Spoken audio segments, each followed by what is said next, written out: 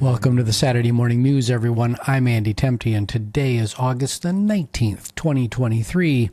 I've recognized that I've worn kind of the same yellow t-shirt for many of my muses, so I thought I'd switch things up a little bit this morning with this tropical collared shirt. Here we go. So, my mother and father are 82 and 85 respectively and live in a wonderful independent or assisted living community. They are both accomplished musicians and performers who have connected with audiences through the decades of their lives.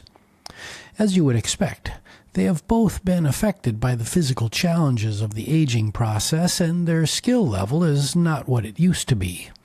To their credit, however, they are still both active musically, Mom especially. At the facility my parents call home, Mother directs the community choir, a group of roughly 20 residents of varying ages and abilities. She's very passionate about her new role and asked my wife Linda and I to witness their most recent performance. We entered the community room where the concert was held to find the place filled with eager attendees and 18 choir members, all dressed in matching white shirts. Yes, there was the obligatory parking lot filled with walkers and a few wheelchairs, but the energy in the room was youthful and upbeat. The show lasted all of 45 minutes, and the repertoire included old standards from South Pacific, Mary Poppins, and the whimsical Sing from Sesame Street. I could hear my father's voice periodically stand out from the chorus, and my mother sat at the Yamaha baby grand playing the role of accompanist and director, one arm periodically extended toward the ceiling, directing the assembly with great purpose.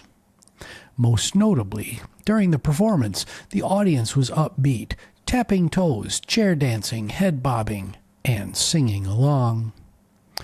Assuredly, most participants and performers headed back to their apartments for a much-needed afternoon nap, but equally assured, they left the community room buoyed, joyful, and uplifted from the experience they just shared with fellow residents.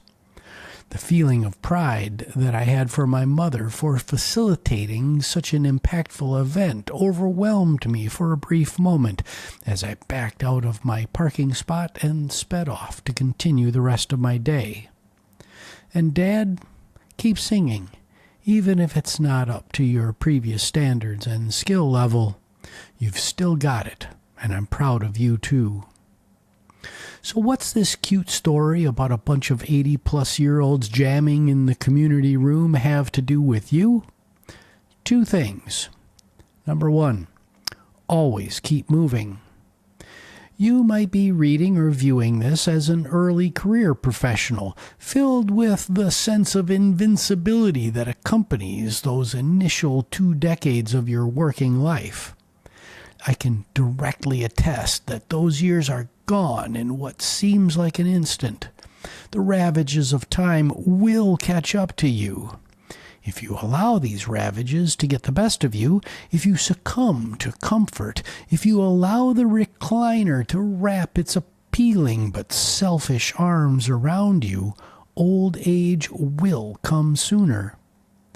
No one wants to get old faster, so the best way to avoid this is to stay active by understanding and embracing your current state limitations and simultaneously engineering an active, forward-leaning lifestyle. Second, embrace the power of music. There's an old saying that my father often repeats: keep a smile on your face and a song in your heart. In this forum, I talk a lot about developing an agile, growth mindset and nurturing a strong portfolio of emotional intelligence tools. Embracing this old saying is one of the many methods I've used through the years to keep my head screwed on straight and avoid the slide into a fixed mindset when the going gets tough.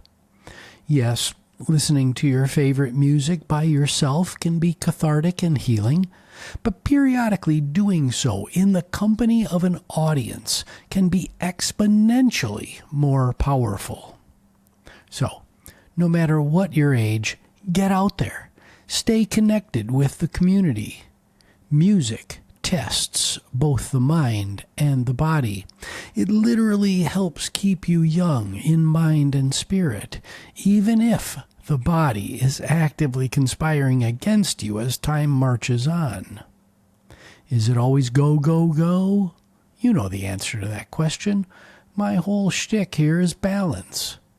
The post-performance nap I described earlier is an essential part of the process.